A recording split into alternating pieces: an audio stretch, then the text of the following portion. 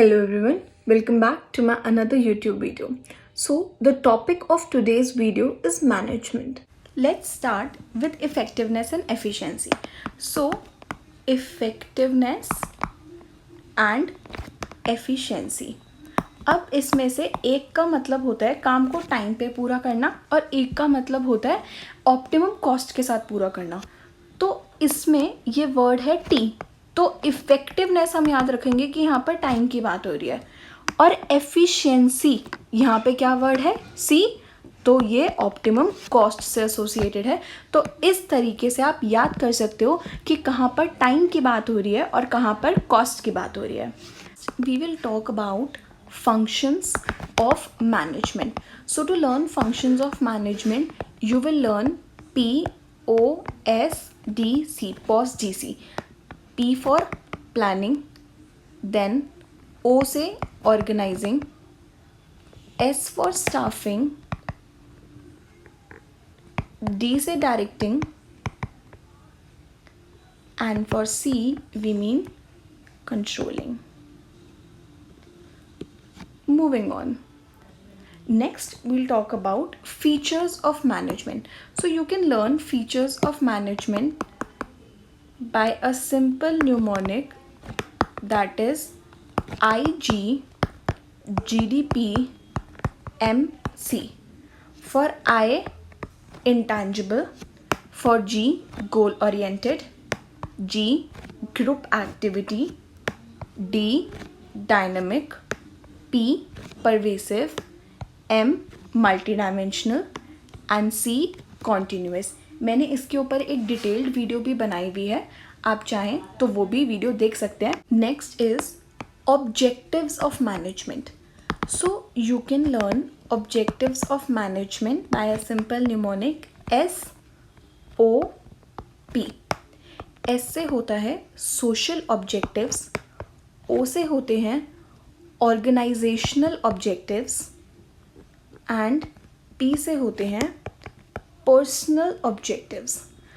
Organisational objectives further 3 part में divided होते हैं और उसको आप याद कर सकते हो थ्रू GPS. G का मतलब होता है यहाँ पर ग्रोथ, देन P का मतलब होता है प्रॉफिट एंड S का मतलब होता है survival. Moving on.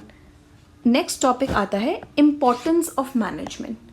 So importance of management को याद करने का तरीका है AAIDD, that is aid. A का मतलब होता है achieving group goals. Then this A represents achieving personal objectives. Achieving personal objectives. यहाँ पर I का मतलब होता है increases efficiency. Then D का मतलब होता है dynamic organization. And last वाला जो D है उसका मतलब होता है development of society. So importance of management, aid. AAIDD. Moving on further to management as an art, science and profession. अब मैनेजमेंट को हम 3 पार्ट्स में क्लासीफाई करते हैं. सबसे पहला हम बोलते हैं management as an art, then हम बोलते हैं management as a science and then management as profession. अब आर्ट में 3 पॉइंट्स हैं जो हमें याद करने हैं and we can learn it through PEB. What does this mean? P का मतलब होता है personalized application. Personalized application. E represents existence of theoretical knowledge. And B represents based on creativity and practice. So art में हमने एक mnemonic करा PEB. देन management as science की अगर हम बात करें तो तो मैनेजमेंट एज साइंस के लिए आपको याद करना है सप, जैसे हम बोलते हैं ना व्हाट्सअप, शॉर्ट फॉर्म सप. So S represents systemized body of knowledge. Systemized body of knowledge. U represents universal validity. And last, P represents principles based on experimentation. Principles based on experimentation.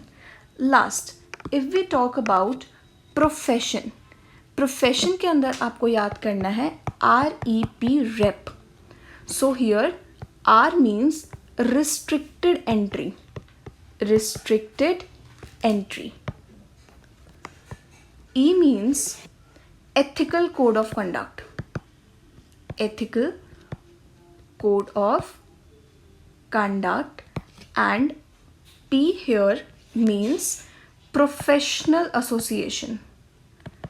Professional association.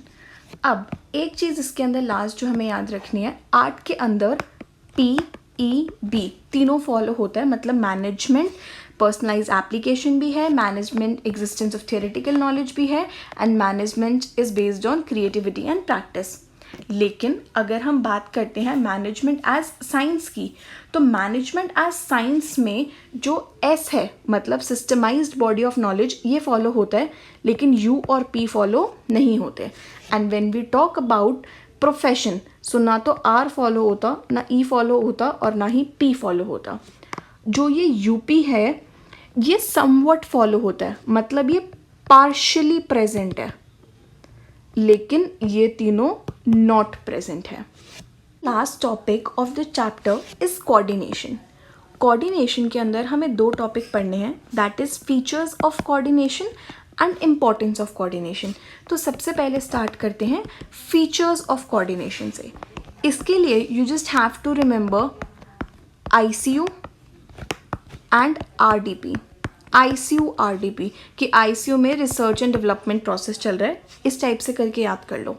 Then I here means integrates group efforts, that is coordination integrates group efforts. Then C means that it is a continuous function like management. Then U represents unity of action, सबको साथ में मिलके करना होता है coordination, तभी achieve होगा. Then R responsibility of all managers, सिर्फ एक जने के करने से कोऑर्डिनेशन नहीं आती. Then D here represents deliberate function, आप किसी से ज़बरदस्ती कोऑर्डिनेट नहीं करवा सकते. And last P represents pervasive. Pervasive मतलब जो चीज़ हर जगह है, तो कोऑर्डिनेशन एक ऐसी चीज़ है which is everywhere. And then second we talk about importance of coordination. Importance of coordination simple सा SGF. सो फॉर SGF यहाँ पर S means specialization, specialization. Then G means growth in size, कि अगर आप कोऑर्डिनेशन करते हो तो आपकी ऑर्गेनाइजेशन ग्रो करती है. एंड F का मतलब होता है functional differentiation. Let's just have a quick revision of the mnemonics that we study. सबसे पहले हमने बात करी इफेक्टिवनेस. इफेक्टिवनेस में ये T होता है, इसलिए हमने इसको टाइम से रिलेट करा. देन एफिशिएंसी, एफिशिएंसी में C है, इसलिए हमने उसको कॉस्ट से रिलेट करा. देन फंक्शंस ऑफ मैनेजमेंट में हमने बोला POSDC. P से planning, organizing, staffing, directing and controlling. Then we talked about features of management. Features of management के लिए आपको याद करना है IG, GDP, MC. देन ऑब्जेक्टिव्स ऑफ मैनेजमेंट. मैनेजमेंट के ब्रॉडली 3 ऑब्जेक्टिव्स होते हैं, social objective, organizational objective and personal objective. Further जो ऑर्गेनाइजेशनल ऑब्जेक्टिव्स हैं वो 3 पार्ट में डिवाइडेड हैं. उसको आप GPS से याद कर सकते हो, that is growth, profit and survival. कि ऑर्गेनाइजेशन को सबसे पहले सर्वाइव करना पड़ता है, उसके साथ साथ उसको प्रॉफिट भी चाहिए एंड लॉन्ग रन में रहने के लिए उसको अपनी ग्रोथ करनी पड़ती है। Then talking about the importance of management, importance of management में हमने सीखा एड, AAIDD। सो A represents achieving group goals, achieving personal objectives, I represents increasing efficiency, D represents dynamic organization, and the last D represents development of society. Then we talked about management as a art, science and profession. So management as an art में हमने सीखा PEB. PEB मतलब P से personalized application. सो ये वाला जो function है ये फॉलो होता है, मतलब मैनेजमेंट पर्सनलाइज्ड एप्लीकेशन है। Then existence of theoretical knowledge, तो ये वाला फंक्शन भी फॉलो होता है कि management existence of theoretical knowledge follow करता है। And last based on creativity and practice, certainly management के अंदर ये चीज़ें तो है ही है। देन साइंस में हमने पढ़ा SUP, that is systemised body of knowledge, U से हमने बोला यूनिवर्सल वैलिडिटी एंड P से हमने बोला principles based on experimentation. Profession में हमने पढ़ा रेप, मैनेजमेंट प्रोफेशन नहीं है, restricted entry, ethical code of conduct, professional association, ये कुछ भी फॉलो नहीं होता मैनेजमेंट में। देन इस चैप्टर के हमने लास्ट टॉपिक की बात करी, दैट इज कोऑर्डिनेशन। कोऑर्डिनेशन में हमने याद करा ICU-RDP। ICU integrate group efforts, continuous function है coordination, unity of action. And RDP में हमने बोला responsibility of all managers, deliberate function and pervasive. Last we talked about importance of coordination, so specialization, growth in size and functional differentiation. I hope आपको chapter 1 पूरा याद हो गया and अब आपको बुलेट पॉइंट याद करने में कोई भी प्रॉब्लम नहीं आएगी। If you have any doubt in any of the point, do let me know in the comment box below and I'll surely take up your doubts. Thank you for watching the video. Do subscribe to my channel.